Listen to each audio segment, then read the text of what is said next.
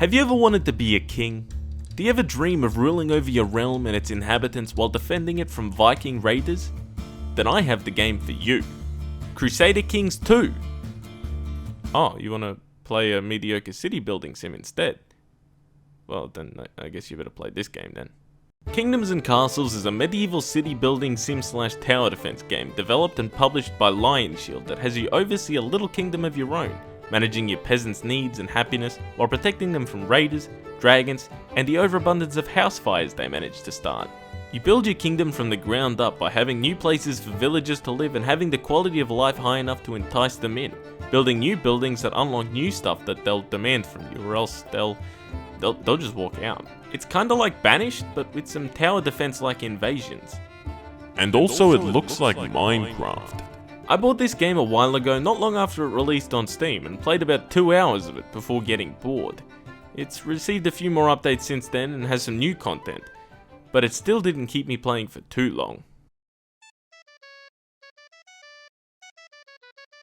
The first thing I had to have a strong opinion about in Kingdoms and Castles is the world generation.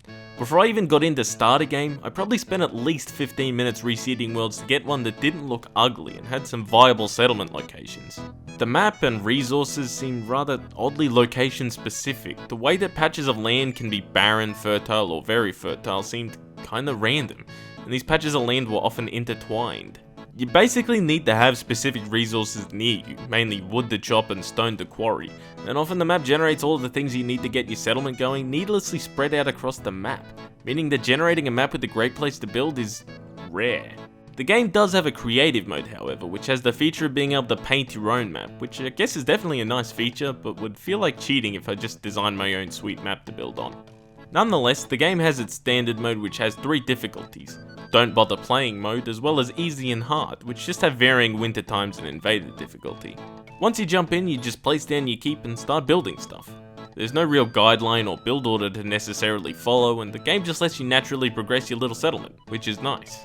You need farms for food, stockpiles and granaries to store stuff, homes for people to live in, and so forth, until you can afford more specialised buildings such as the treasure room or the library, which all have their specific purpose and bonuses. The progression in this game is pretty quick. Very quick, actually, which is probably what some might consider its biggest downfall. You run out of stuff to do pretty quickly. It's a game you can definitely get bored of quite fast. At this stage, it's lacking a bit of depth and content to be able to stretch it out a whole lot, but it's also what I think might be one of its most redeeming features. This game is a great quick fix.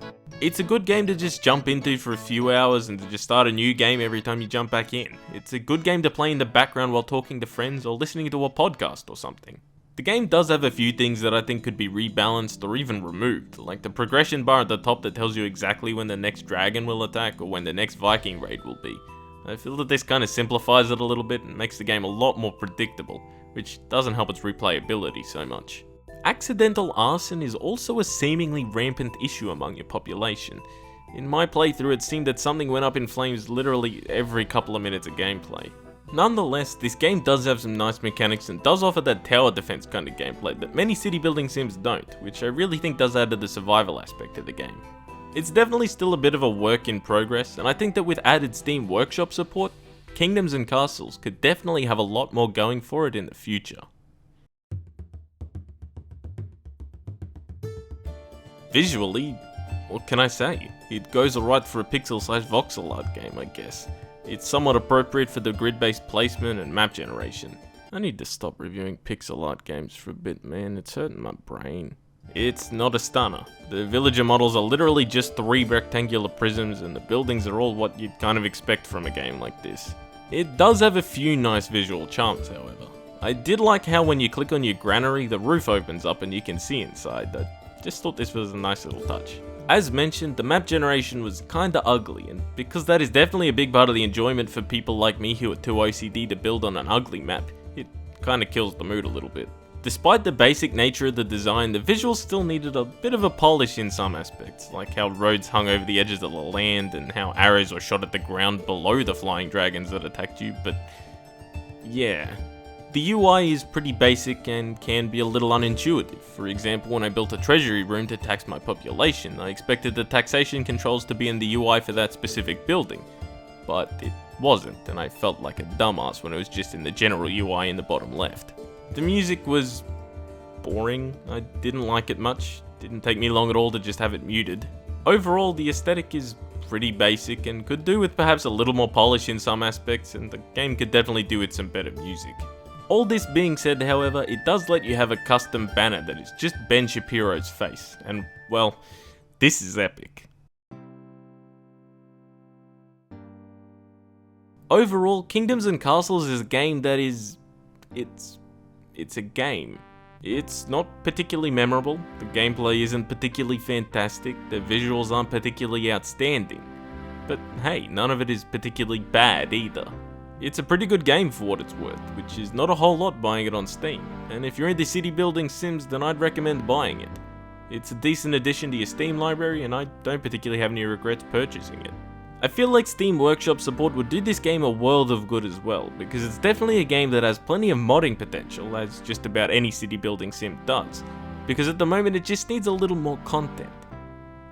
And maybe even some of this, yeah, you know what I'm saying? Nonetheless, the game is still getting regular updates, and the developers don't particularly look like stopping anytime soon, so I'll be keeping an eye on it, and we'll probably jump back in when I'm feeling particularly bored sometime in the future. Just don't go jumping into this game expecting to sink 100 hours into it in one go, because you'd have to be very perseverant to find that much to do in it. Jump in with a chalky milk in hand and a video playing in the background, and just get comfy. Now if you'll excuse me, I'm just gonna go back to playing Banished instead, because I'm fucking sick of pixel graphics. Need me some PS2 looking ass games instead.